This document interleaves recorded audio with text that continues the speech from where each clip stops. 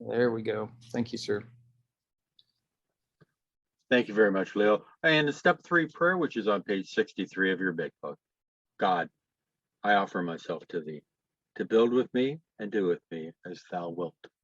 Relieve me of the bondage of self, that I may better do thy will. Take away my difficulties, that victory over them may bear witness to those I would help of thy power, thy love, and thy way of life. May I do thy will always. All right. Thank you very much, Rob. All right. We are on page 155. I'm going to back up just one paragraph here, and we will start not quite halfway down where it says when our friend related his experience. Okay, page 155, everybody. When our friend related his experience, the man agreed that no amount of willpower he might muster could stop his drinking for long. A spiritual experience, he conceded, was absolutely necessary, but the price seemed high upon the basis suggested. He told how he lived in constant worry about those who might find out about his alcoholism. He had, of course, a familiar alcohol obsession that few men knew of his drinking. Why, he argued, should he lose the remainder of his business, only to bring still more suffering to his family by foolishly admitting his plight to people from whom he made his livelihood? He would do anything, he said, but that. Now, this is an interesting dilemma. Especially for today, I think there's kind of it's a much different culture than it was back then. Things like alcoholism seems to be a little bit more accepted in the sense that people are aware of it and are more understanding. And the reason I say that is that if you're watching television, for example, and watching a movie or a show or anything like that, I would say probably 1 out of every 3 or 4 shows or movies I see, there is somebody that's either an alcoholic and or there's a recovering alcoholic, and it's a part of their character. And so they're either not drinking or they're struggling with not drinking, et cetera, et cetera. But it's interesting to see that there are now characters that are in shows and movies who are literally alcoholics in the show and playing that part. Now, that's a little different from the standpoint of letting everybody around you in your kind of family circle, your friend circle, et cetera. This is an employment one. And I know that there are some careers, some industries, jobs, if you will, that would be very disadvantaged if you were to admit that you were an alcoholic. And the problems are, there's that dilemma. Do you take a chance on losing your job and now not having the ability to make a living, or do you hide your alcoholism, and then you've got to really struggle with the fact that do you show up at work drunk or with a severe hangover, etc. It's a tough one to kind of decide on. And so what I would say here is that it really is situation dependent. If you've got a person who is working on their alcoholism and is actually making a concerted and committed effort to do that, I'm going to tell you that you would just probably set it aside as a potential for later, but not necessarily now. If you're going to take a chance on damaging your ability to work, and to that end, I'm talking about people that are in careers such as a doctor, a pilot, somebody that works in a factory on an assembly line, etc. Something where if there was a mistake made that either damage to the equipment and or product, or there's the potential for somebody to be hurt or harmed, or worse yet, killed, it is important that you be open and upfront and honest. Those are the most likely ones where you're going to lose your job. But if you're committed, I think that there's an idea there that you can probably set it aside and wait, because if you're being even marginally to moderately, if not completely successful with dealing with your alcoholism, then there shouldn't be a penalty. My opinion, there shouldn't be a penalty for your job.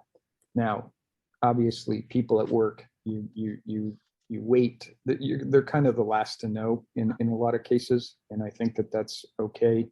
But I think that when they talk about foolishly admitting your plight, they kind of qualified it there. If they're going to foolishly admit, then that means they are kind of jumping into it haphazardly. They're not prepared. They're not ready to explain it correctly to whomever they might be talking to. So that's another thing. You need to come, if you're going to actually tell anybody, you need to be able to talk to them and say, here's what's going on, but here's what I'm doing in order to rectify my alcoholism or try to become a sober person. So this is just one of those tough areas. I think that, for somebody like me, I work from home. I'm 100% remote in my contribution to my company. I work on contracts, funding. I do cost schedule performance type stuff, a program manager.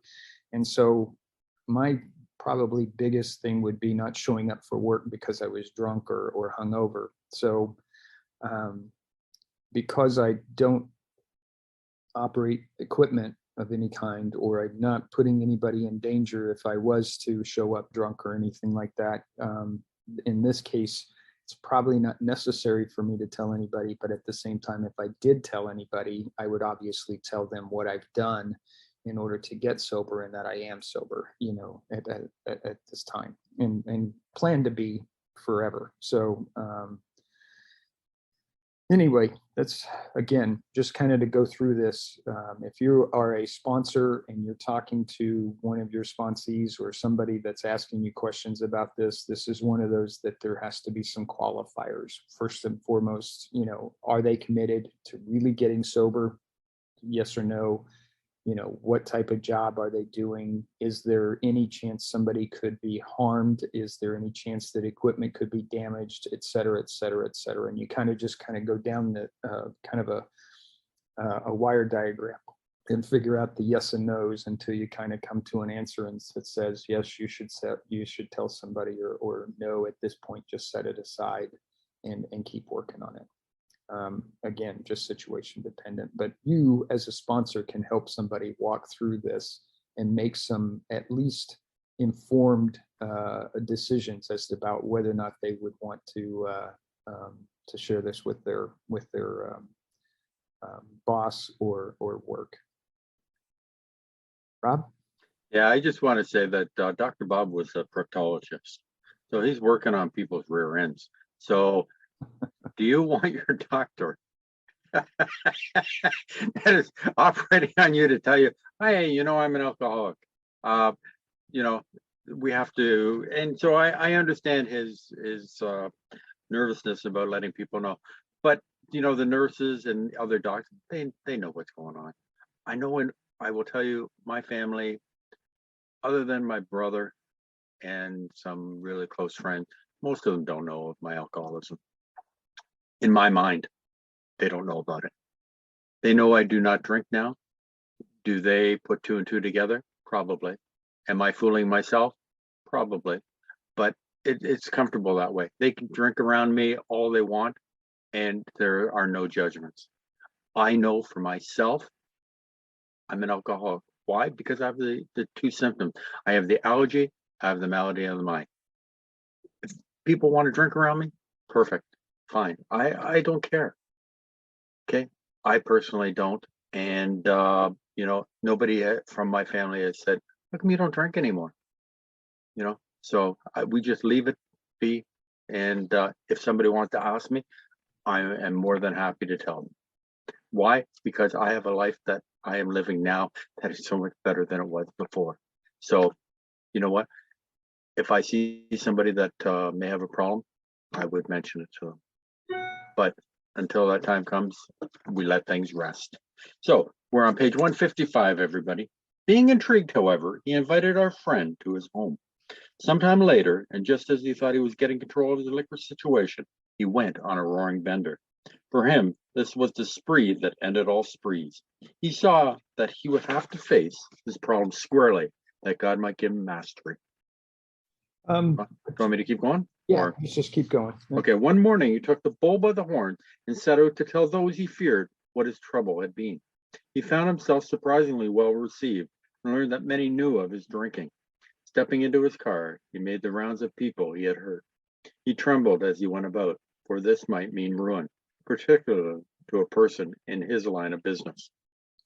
So part of this is that he's making some amends in regards to what he's doing. And I would also say that it's a little bit of admitting that you're an alcoholic, and just admitting you're an alcoholic isn't, I want to qualify, that isn't making your amends. I mean, just telling somebody that you have a trouble with alcohol, and that is something that you're at least admitting to somebody. But the people that he's hurt and he's going around to talk to them, hopefully he's asking, what is it I can do to make things right, kind of thing. But this is kind of what I would call a pre-amend scenario that he's going through. A spree to end all sprees, a bender to end all benders. I guess I think that there are people that know. I know for a fact that I've seen or heard people that are going into rehab. They know they're going into rehab. They're going tomorrow morning. So what they do is they just go ahead and drink their tail ends off that night, and essentially go in probably with a roaring hangover at that point, but they go into rehab knowing that they're going to be sober in 30 days, or for the next 30 days, hopefully, fingers crossed. But I would tell you that the person that decides to get drunk the night before going into rehab is probably not committed like you would want them to be, with having the right attitude and that type of thing. So I would also say that getting the right attitude is important before you start getting help and taking things, what they say here, taking the bull by the horns, and doing the right thing. Not saying it's impossible, but I'm just saying it's a red flag to be aware of, and trying to figure things out. Rob? Beautiful. We're on page 156, everybody. At midnight, he came home exhausted, but very happy. He had not had a drink since. As we shall see, he now means a great deal to his community, and the major liabilities of 30 years of hard drinking have been repaired in 4. Yep. So real quick, just the fact that we've got, when you start making amends, when you finish an amend, especially if it goes really well, you are, there's a euphoria, I would call it. And you actually are protected. It's almost like a shield against alcohol. And you were like, man, this is going very well. I'm happy. I don't need a drink right now. And you should kind of capture that feeling and remember it when you get to a point where you don't have that immediate feeling of euphoria and that type of thing. So in this case, he came home exhausted, which is probably one of those good kind of tireds. We all feel it. So for example, maybe Joanne is out sailing all day. She comes back, she's feeling really good, but she's tired at the same time. And but she's got this feeling of accomplishment. And there's a serenity, a serene kind of feeling about it with regard to what she just experienced and stuff. So it's that kind of deal where you are tired, but it's a good kind of tired. And we certainly have that here with this with Dr. Bob. So, Rob? Yep. We're on page 156. But life was not easy for the two friends. Plenty of difficulties presented themselves. Both saw that they must keep spiritually active. One day they called up the head nurse of a local hospital. They explained their need and inquired if she had a first-class alcoholic prospect. She replied, "Yes, we got a corker. He's just beaten up a couple of nurses. Goes off his head completely when he's drinking. But he's a grand chap when he's sober. So he's been in here 8 times in the last 6 months. Understand he was once a well-known lawyer in town, but just now we've got him strapped down tight." This is obviously, we've got an asterisk here. This refers to Bill and Dr. Bob's first visit to AA number 3. The See the Pioneer section. This resulted in AA's first group at Akron, Ohio in 1935. And the person that we're talking about is Mr. Bill Dodson. And the nurse that they contacted, but just as a sidebar, is her name was Ms. Hall, that they worked with on a regular basis. So what they did is that when they were feeling like they were slipping a bit, not meaning that they drank, but there was the urges were starting to well up and stuff, and they were thinking that this was not good, they actually decided to reach out and find somebody to work with and essentially do their step 12. And again, we go back to nothing works as well as working with somebody else against the urge to drink. So a very good thing that they've done. And this is something that they started doing. And by doing this, they found some success with it. And bottom line is that going out and helping another alcoholic will keep you from drinking. I don't know anybody that said that I went and worked with an alcoholic and I went and I ended up drinking. I'm sure that it's happened, but by and large, I think if you're there as a sober representative and trying to get somebody else to be sober, the last thing you want to do is take a drink, because there's a sense of responsibility to that person in a way that is very well, it's an insurance policy against drinking. Rob? Yeah, Bill Dodson, I put it in the chat that he had 19 years sober when he passed away in September 17th, 1954. You know, and it just goes to show, you know, somebody that is, you know, such a nice person when sober. Get a few drinks in them. The Dr. Jekyll and Mr. Hyde that Bill had talked about earlier, you know, it just comes out of people. And how many times have we seen it? You know, somebody that just, you know, you think, oh, they're such a nice person. And then they get drunk and it's like, holy Lord, who has possessed this person? You know, thank God he got sober. Here was a prospect, all right, but by the description, none too promising. The use of spiritual principles in such cases was not so well understood as it is now. But one of the friends said, put him in a private room, we'll be down. 2 days later, a future fellow of Alcoholics Anonymous stared glassily as the strangers beside his bed. Who are you fellows, and why this private room? I was always in a ward before. Said one of his visitors, we're giving you a treatment for alcoholism. Yeah, so they've basically decided that we're going to take this seemingly hopeless case and we're going to separate him out so that he's not got, you know, they can focus, he can focus. Always a good idea, I think, to be able to do something like that. And essentially what they did was said, we're going to work with you, you know, directly and in a manner in which you have the ability to really contemplate the spiritual experience that we're going to share with you and hopefully get you to have as well. So we'll just keep going on. Rob? Yeah, I just want to mention that in the old days, when somebody was going to be passing away, they would put them in a private room so that the other patients didn't have to see him. Here goes Bill Dodson being put into a private room, so he's wondering what's happening. He might be feeling okay, but he's been to this place numerous times, so he knows the score. So he's starting to think that his own destiny is coming up quick. So that's why he's so bewildered of why he's getting this special treatment. Hopelessness was written large on the man's face as he replied, oh, but that's no use. Nothing would fix me. I'm a goner. The last 3 times I got drunk on the way home from here. I'm afraid to go out the door. I can't understand it. So right now we're looking at, he's admitting without even knowing it, step 1. You know, he says, I'm a goner. Last 3 times I got drunk on my way home from here. He's in a roundabout way admitting his hopeless, his inability to stay away from drinking. So that's something to kind of pull out here, and they're kind of taking a look at. So the good news is that this Bill Dotson is at least admitting his powerlessness over alcohol, and we'll just keep taking it from there. That's a pretty simple thing here in this. Yeah.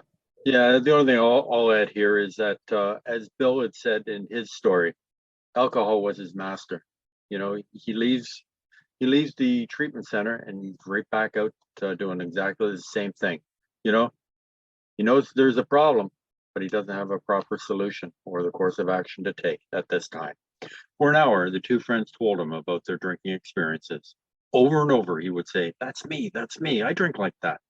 The man in the bed was told of the acute poisoning from which he suffered, how it deteriorates the body of an alcoholic and warps his mind. There was much talk about the mental state preceding the first drink.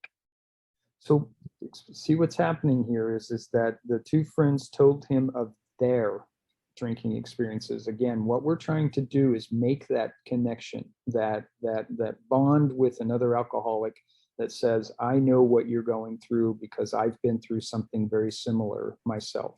And that's what they're trying to do there. And you can see here that each time they hit on certain pieces and parts of their drinking career, Bill Dotson is saying, hey, that's me. I drink like that. And so what you've basically done is you've become akin to each other, and you're kind of now that what I call a birds of a feather. You've been able to identify that, and this person is now listening, which I mean beyond just the hearing. I'm saying this person is listening to what's being said, drawing conclusions that, hey, these guys know what I'm talking about. I see that they're sober now, so they've got something, and hopefully it's something that I want. And they're making that kind of progression to getting him kind of a part of them and wanting to become sober in the manner in which they got sober. Rob? Yeah, I'll just mention here that page 18, but the ex-problem drinker can get through to an alcoholic before anybody else can. You know, no doctors, no nurses, no kindly aunts or anybody like that. We know the game. We understand how we drink and how we just suddenly takes over. The man in the bed was told of the acute poison. Oh, I'm sorry. Yes, that's me, said the sick man. The very image. You fellows know your stuff all right, but I don't see what good it'll do. You fellows are somebody. I was once, but I'm a nobody now. From what you tell me, I know more than I ever. I can't stop. At this, both the visitors burst into a laugh, said the future fellow anonymous. Damn little to laugh about that I can see. Yeah. Okay, so first of all, they've been there, done that, been there, admitted that, been there, said that. All of the same things that that's what Bill and Bob are saying at this point, or laughing at this point. Obviously, this person has made the connection that, you know, you guys are like me. I'm listening to you, but I'm still not sold on the idea that I can become sober like you. You guys are like what I used to be, but there's just no way I'm going to make it. And to that end, obviously there was some laughter, but he's feeling a little bit perturbed at him, I guess, if you will. Damn little to laugh about what I can see, you know. So, but we'll get there. Obviously, you just heard from Rob about Bill Dotson's sobriety and stuff, but we'll get there. Rob? Yep. Yeah, and which takes me back to on page 42 when you know, they went to visit Fred. They grinned, which I didn't like much. Remember, we're not a glum lot. We're an odd lot, but we're not a glum lot. We laugh a lot, you know, at all the stuff that we've done in the past, you know, and we share that with other people openly. Why? Because it will help them to get better. The two friends spoke of their spiritual experience and told him about the course of action they carried out. He interrupted. I used to be strong for the church, but that won't fix it. I prayed to God on hangover mornings and sworn that I'd never touch another drop, but by 9 o'clock, I'd be boiled as an owl. Yeah, so a couple of things here. The two friends spoke of their spiritual experience, and they told them of the course of action. So at the time, none of the steps were actually outlined at that point, but they had at least the basis for their becoming sober and really talking about the spiritual experience and trying to define it so that it's not the same thing as a religious experience, if you want to call it that. But, we have already defined as going through this book that there is a difference between going to church and religion, okay, and having a spiritual experience. There are certainly dotted line ties between the two, and there are some very strong similarities, but we're not talking about somebody that is a devout Catholic that goes to mass, on Saturday nights, et cetera, et cetera. We're talking about the person having a spiritual experience, which is finding that higher power and allowing that higher power to enter you, and you dig down deep and find that inner strength. So there's enough difference there that it's very different, but I guess, or not guess, but I'm saying that there's also some similarities. So what this person is still walking right through the door into the arms of Bill and Bob by saying, look, I pray. I've heard sometimes people saying that they pray to the porcelain god when they're, having a hangover and stuff like that. The bottom line is that they say they're never going to do this again. And then by 9 o'clock, they're already back drunk again. And certainly all of us can probably relate to something similar to that. That's not that. You're just talking, wishing you could feel better. And, the one thing you do is please God, if you can get me out of this sooner than later, I won't drink again and stuff. All to find out that you didn't really mean it. Spiritual experiences are much different than that. They're very private, but they're very, very personal. And there's an overwhelming feeling that comes with it as it starts to take hold. Rob? Yeah, Bill is telling us here, when we go to see a newcomer or we do a 12-step call, whichever you want to call it, these are the things that we do. The two friends spoke of their spiritual experience and told him about the course of action they carried out. They told him of the program. They gave him hope, a solution, and a course of action. And that, but if you notice, the next line is, he interrupted. I always love that. He interrupted. He didn't listen to everything. He had to interrupt. We alcoholics are like that. But, forget it. Follow the course of action. Follow the path of the first 100. Next day, he found the prospect more receptive. He had been thinking it over. Maybe you're right, he said. God ought to be able to do anything. Then he added, he sure didn't do much for me when I was trying to fight this booze racket alone. Okay, so we're just talking a little bit here with regard to his not necessarily having that spiritual experience yet, being a bit skeptical. It's going to be, he's probably going to have more of an educational kind of approach to it. So it's going to have to come to him a little bit at a time before he finally accepts this. And but he is at least admitting that God ought to be able to do anything. So there is at least a glimmer here, a twinkle that things are going in the right direction. Rob? Boy, my dogs are just going crazy. Somebody just showed up at the door. God ought to be able to do anything. He sure didn't do much for me when I was trying to fight this blues racket alone. Remember, when he was praying to God, it was to get him out of this situation, get him out of that. He wasn't praying for somebody else. He was only thinking of himself, selfish and self-centered. Remember, we have to get rid of that, okay? We have to think of other people. On the third day, the lawyer gave his life to the care and direction of his creator and said he was perfectly willing to do anything necessary. His wife came scarcely daring to be hopeful, though she thought she saw something different about her husband already. He had begun to have a spiritual experience. Yep. So we're just, it's just happening. Basically, they've been working with him constantly over a period of 3 days at this point. And he's finally starting to open up to the idea and the concept of finding that higher power. And as they say here, he's begun to have a spiritual experience. So it's starting to happen for him. The good news is that we know that it does. And but anyway, this is that progression that you're looking for.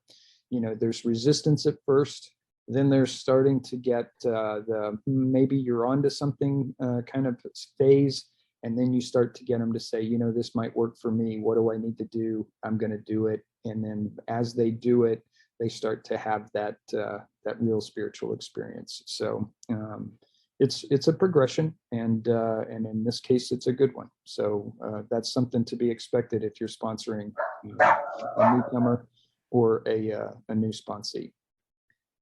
Rob? Yeah, here Bill has his gift of desperation. He was willing to do anything necessary. So he, you can bring him along at that time because he's willing to do anything to get better. And here's the kicker. Remember when Bill first saw Ebby, and he said he noticed something different about Ebby. It was in his eyes. Yep. Okay. Here, the wife's, scared to pick up her husband again because, here we go again. I'm going to bring him out. He's a little bit better. And then he's going to be doing the same thing. But she saw something different about him. And remember, when we read the spiritual experience, it always says sometimes quickly, sometimes slowly, it happens because not everybody gets a white light experience. I know I didn't. It was built slowly over a few months, but God comes to those who honestly seek him. And that's what it says in the book. God does not make hard terms for those who seek him, so we keep praying. It's a slow evolution. We're trying to build a relationship with our higher power. Okay, so it's not something. The greatest analogy that I was given was if you say good morning to your husband or wife and you say good night to your husband or wife, is that a relationship? No, it's constant communication throughout the day. If you're feeling fear, if you're feeling anxiety, if you're feeling good, thanks God, I know that was you. Or God, please take this away. Remember, we're trying to build a relationship, and he had begun. Okay, it's growth. We're trying to grow in understanding. Okay, so we start with willingness, then we get belief, and we have faith. Okay, belief is that something could happen. Faith is that it will happen, and that's where we're trying to do. But we're trying to grow in the program. That afternoon, sorry, Leo, did you want to say something? Oh, no, I was just going to say that was a very good point. Oh, thank you. That afternoon, he put on his clothes and walked from the hospital a free man. He entered a political campaign, making speeches, frequenting men's gathering places of all sorts, often staying up all night. He lost a race by only a narrow margin, but he had found God, and in finding God, he had found himself. So he's basically re-entering into society. He's becoming a part of the community. He's actually running for office where he can be of service to his community. Unfortunately, he doesn't quite make it, but nonetheless, it shows that at the end here, going through this, he's okay. He's at peace.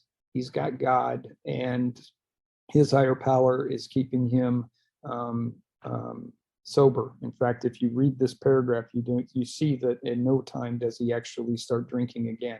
So it's really that idea that we've already talked about, where if you are truly a recovered alcoholic and have found this higher power, this inner strength to be able to stay away from alcohol, then that means that you can go out and do whatever you want with whomever you want and then wherever you want. So whether it's a bar or a restaurant or a gathering that has alcohol that's being served, etc. So that really is something to pull out of this, is that he would be out with a bunch of men, sometimes all night. Certainly there was alcohol had to be involved, and yet he was able to stay away from it successfully and not drink. Rob? Excellent point, Leo. Thank you. That was in June 1935. He never drank again. He too has become a respected and useful member of his community. He has helped other men recover and is a power in the church from which he was long absent. So you see. Okay. I was just going to say real quick, you see now what's happened is like somewhat Rob had said before, he was being selfish and self-centered with regard to his praying.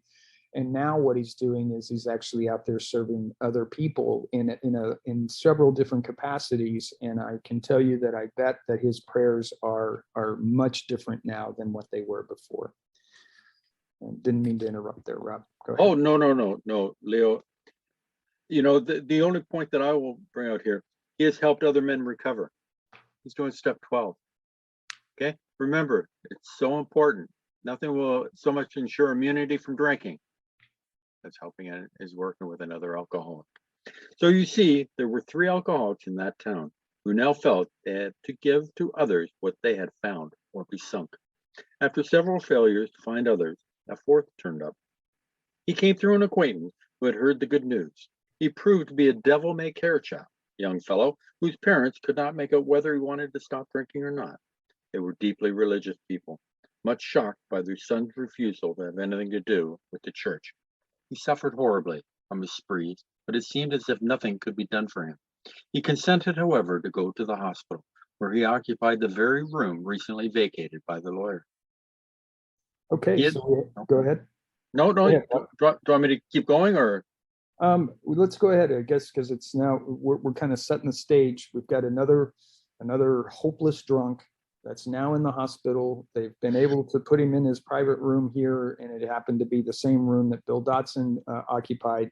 And here we go. So very similar situation. In this case, though, it's a younger person, which I think is important to kind of highlight, because we have that added kind of fear of how do I live the rest of my life if I'm only 28, I'm only 30, and now I'm going to have to stop drinking for the rest of my life. I just don't see my ability to do that. And wait a minute, it had been such a big part of my life up until now, as opposed to the 60-year-old person that has been drinking all their life, and they finally have had enough of the consequences, and they finally put the bottle down and find that higher power and that inner strength to be able to stop drinking.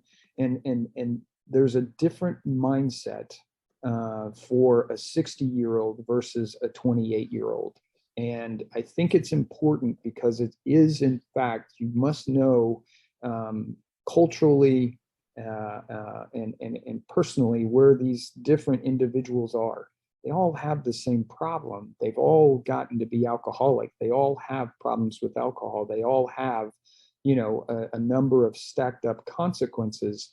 But, there is going to be that resistance from a younger person that might not be there from an older person. And I guess it's kind of one of those things to look out for as a sponsor going into this. I just want to make sure that you have that distinction here, that we're talking about a young person now and not necessarily an old person. So it's a unique situation in and of this. The younger they are, I think it sometimes creates a bit of difficulty, because there's a lot of resistance, because they're looking at the rest of their lives thinking, how in the heck can I stay sober for the next 60 years? Whereas somebody at 60 is like looking at it going, how am I going to stay sober for the next 20 years? It just that whole kind of thought process is in a different place. And I just wanted to highlight that. Go ahead, Rob. Okay, I'll just throw in a couple of things. This gentleman's name is Ernie Galbraith. His story was in the first edition only, page 282, the 7-month slip. He ended up marrying Dr. Bob's daughter, and he had relapses which got worse and worse until he died. His parents went to the same church as T. Henry Williams, who, though T. Henry was not an alcoholic, but he was part of the Oxford group, and he would open up his home to have AA meetings there. So he was a great benefactor for AA. He had 3 visitors. After a bit, he said, "The way you fellows put this spiritual stuff makes sense. I'm ready to do business. I guess the old folks were right after all." So 1 more was added to the fellowship. We'll just keep going, Rob. Okay. You did a good job. All this time, our friend of the hotel lobby incident remained in that town. He was there 3 months. He now returned home, leaving behind his first acquaintance, the lawyer and the devil-may care chap. These men had found something brand new in life. Though they knew they must help other alcoholics if they would remain sober, that motive became secondary. It was transcended by the happiness they found in giving themselves for others. They shared their homes, their slender resources, and gladly devoted their spare hours to fellow sufferers. They were willing, by day or night, to place a new man in the hospital and visit him afterward. They grew in numbers. They experienced a few distressing failures, but in those cases, they made an effort to bring the man's family into a spiritual way of living, thus relieving much worry and suffering. Yeah, so here's what's happening. They've kind of outlined, a couple of cases where they had some success, obviously some great success. And they also are admitting that they had probably at that point in time more failures than successes, and yet they continued to do it. They knew it's the analogy of going fishing. You every time you catch a fish, it just recharges your batteries, and you're out there to get more. Even though you may have a bad day of fishing, you're still out there waiting for that one trophy fish, et cetera, et cetera. Well, that's kind of the same thing that they're doing here. They're fishing, and in a good way. They're throwing in the bait. They're testing with each of these different people, and whether or not they get to them or not, they just keep trying because they know that they're going to get that trophy fish on occasion, and that recharges their urge to continue to do this.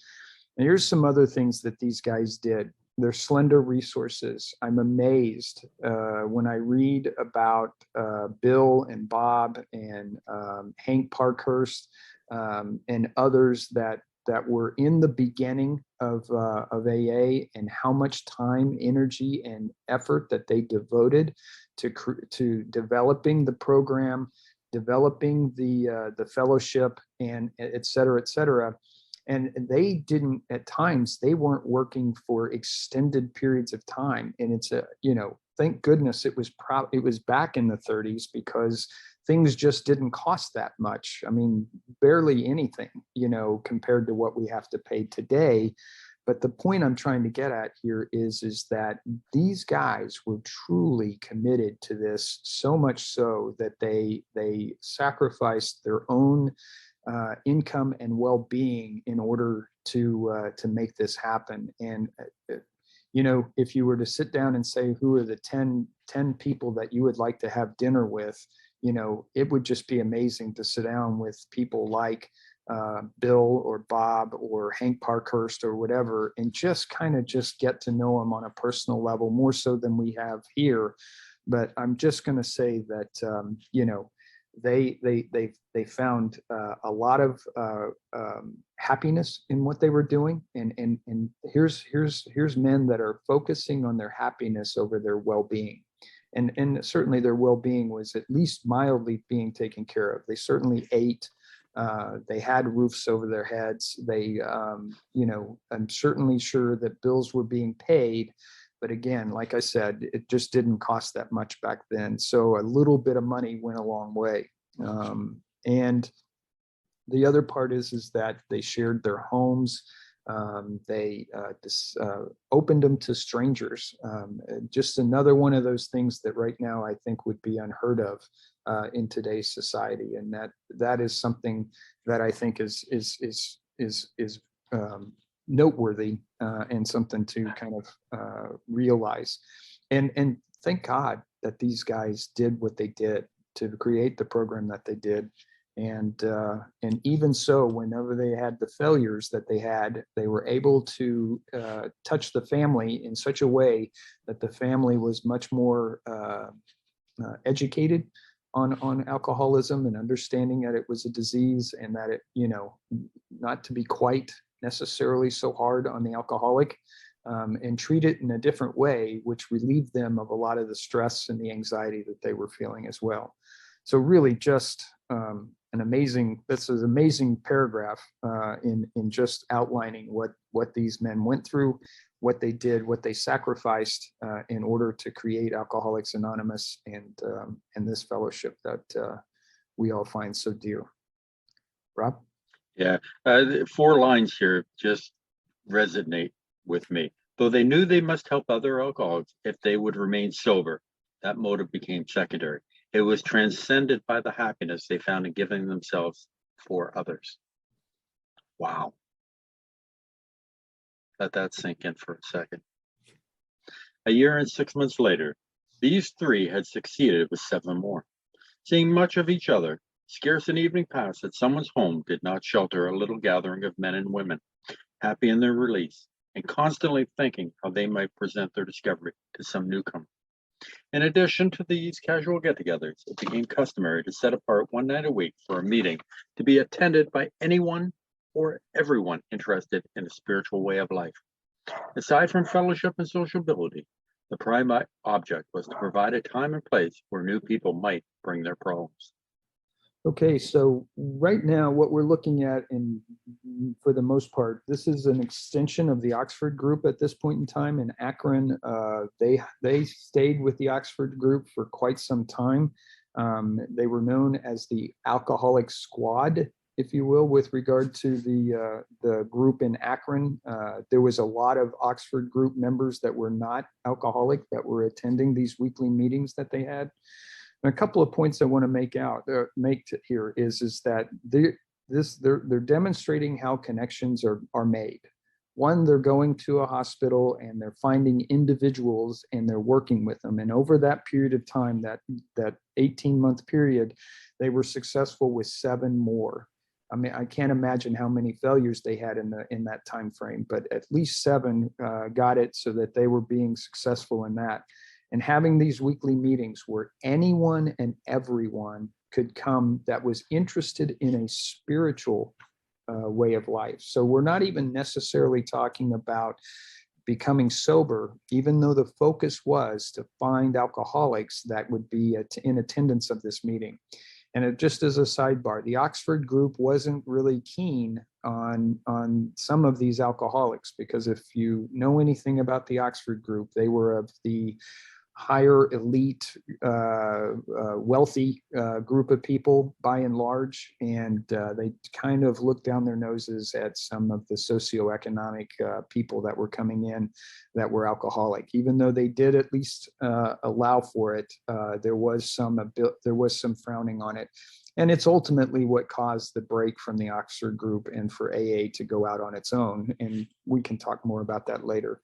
But nonetheless, the last thing that I will bring up is that aside from fellowship and sociability, the prime object was to provide a time and place where new people might bring their problems. And hopefully those people, if they were alcoholic, could bring that part of their problem into it as well. And there was a process that they went through when they came into these meetings and stuff. In order to be admitted to the meeting, there were certain things that they had to go through in order to qualify, if you will, in order to be in this meeting.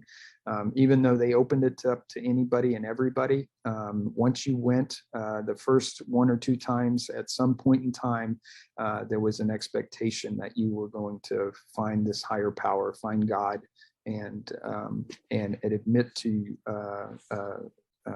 them and taking on that 3rd step prayer, if you will. It's kind of what it generated into. I don't know that it was necessarily a 3rd step prayer at the time. It obviously wasn't, because the steps weren't in place at this point. But what I'm saying is that they had to get down on their knees and they had to admit to God that they were powerless and to accept the higher power into their lives. But still just an amazing thing that was going on in Akron at that point in time. Rob? Outsiders became interested. One man and his wife placed their large home at the disposal of this strangely assorted crowd. This couple has since become so fascinated that they have dedicated their home to the work. Many a distracted wife has visited this house to find loving and understanding companionship among women who knew were a problem, to hear from the lips of their husbands what had happened to them, to be advised how her own wayward mate might be hospitalized and approached when next he stumbled. Yeah, and so this is the precursor to Al-Anon,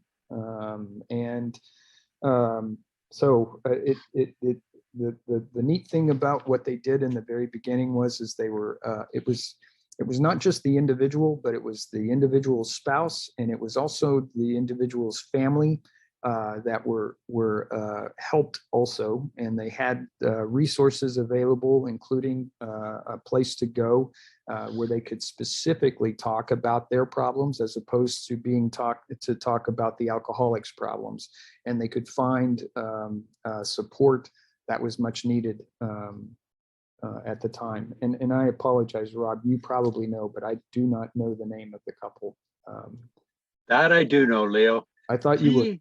T. Henry Williams and his wife Clarice, who I mentioned a little bit earlier. He was with the National Rubber Machine Company, which it was the company that Bill and his people were trying to take over, and the proxy fell through, which is why he was there in the first place. I learned that from Bill, so thank you very much, Bill S. from New Jersey. Stealing all his good stuff. Anyway, T. Henry and his wife were members of the Oxford group. And, you know, one of the hard parts of for women coming into the fellowship is men and women came together to these meetings. And if a woman was by herself, coming to these meetings was very, very difficult, because the women would look on them with the scorn and worried that their husbands will be taken by this woman. And Dr. Bob had a real difficulty with women in the fellowship because of these problems. So I'm just throwing that out there. Leo, it is 12:53. Do we want to bring Mr. Bill S. from New Jersey? Yes, this is a good place to stop here. We'll do that, and we'll be good to go. Yeah, Bill, if you wouldn't mind, please. Yeah, hi, this is Bill S., alcoholic from New Jersey. Thanks a lot, Leo and Rob. An excellent job here. This part of the book, there's a lot of history here and how AA got started and how all these people got together and started working with each other. And what I understand, what Bill Wilson's trying to do here when he wrote this, he's trying to show how using step 12 can keep you sober. Bill was ready to drink. He went out and he got Dr. Bob, and that's what kept him from drinking. Then Bill and Bob both realized they had to pass this message on to somebody else or they would start drinking. So they went and they got AA number 3, Bill D.